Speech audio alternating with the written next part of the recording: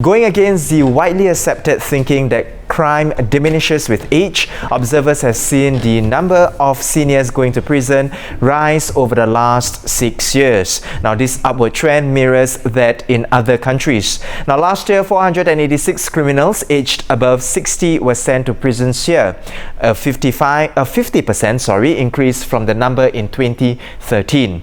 The state courts also deal with 196 offenders above the age of 65 last year, the highest in at least 3 years. So the question is, who are these elderly criminals? Now, to tell us more, I have journalist Fabian Koh. Welcome, Fabian.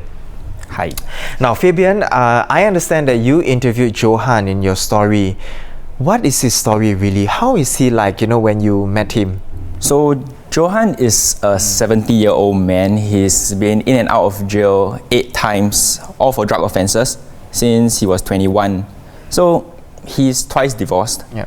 Both marriages broke down because of a life of crime. His first marriage ended because his then wife could not take it that he was in prison, so she just dumped him. Right. And his second marriage ended because his then father-in-law found out about his tainted past. Okay. And so he spoke to him and got him to leave his daughter, basically. But as you know, the saying goes, a year older, a year wiser. Well, not for Johan. He did not get any wiser. But he realized that after his last stint ended in 2017, he realized that there were like new smartphones on the market that he was not aware of. There are new transport lines that he didn't know how to take, and that basically he needed to smarten up.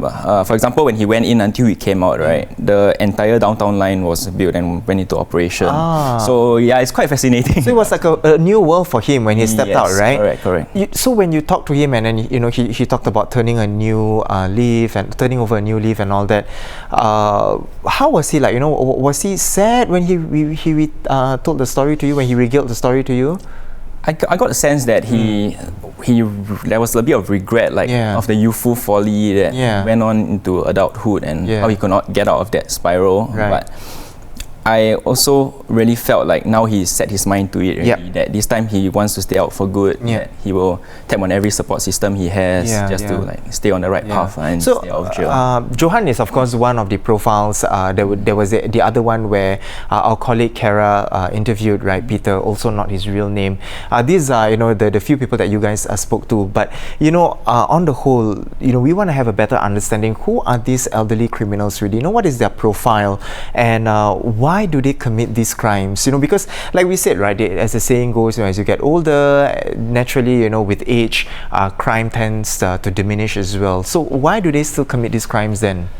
Okay, so the group that Kara and I looked at, were those who are in their 60s and above, and they are mostly repeat offenders. So you see from the prison stats, that almost 9 out of 10 of last year's inmates who were aged 65 and more had been admitted at least once.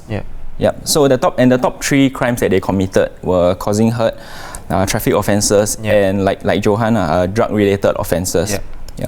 They keep going back to crime. It's because of things like social isolation and financial difficulties. So when they come out of jail, they are unable to adjust back to normal life, and they feel like they have nothing to lose. So they just keep reoffending. They also lack a certain social support, right? Correct. So their families, for example, may have given up on them already, and it really feels pretty difficult for them. Correct. And then thirdly, of course, on the employment front, they are unable to find employment because of old age, lack of work experience, and of course their criminal record.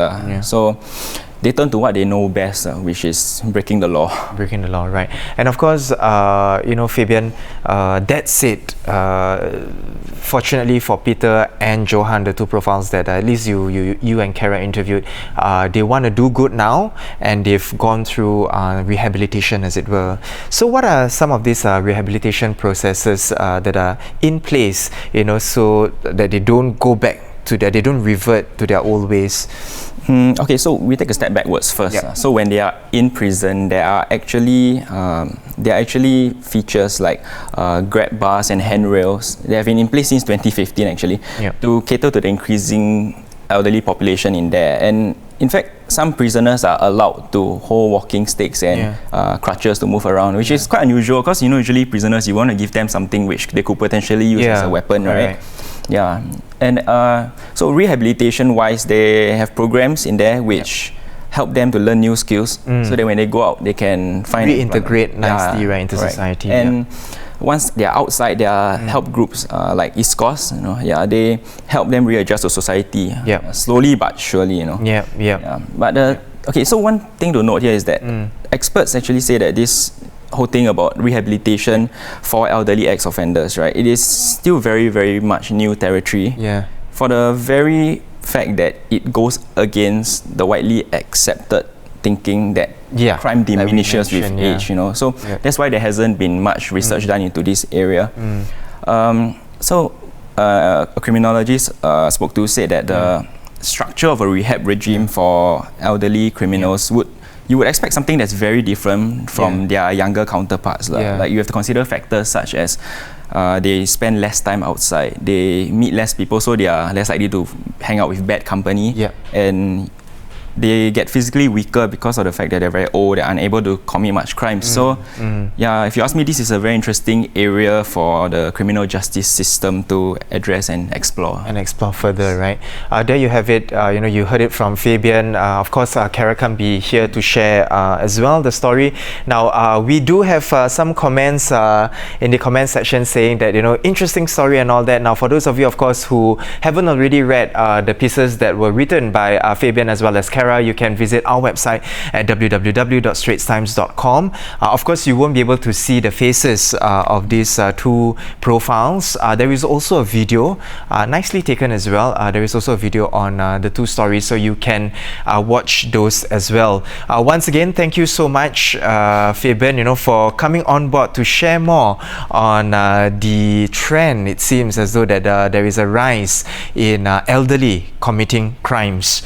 And those are our top stories of the day. For more news and videos, do log on to our website, that is www.straitstimes.com. Once again, I'm Haryanto, and of course, to our Muslim friends, we would like to wish everyone Selamat Hari Raya Aidilfitri, and of course, to our other friends, have a good midweek break tomorrow, and do join us on Thursday, same time, for more stories on A Big Story.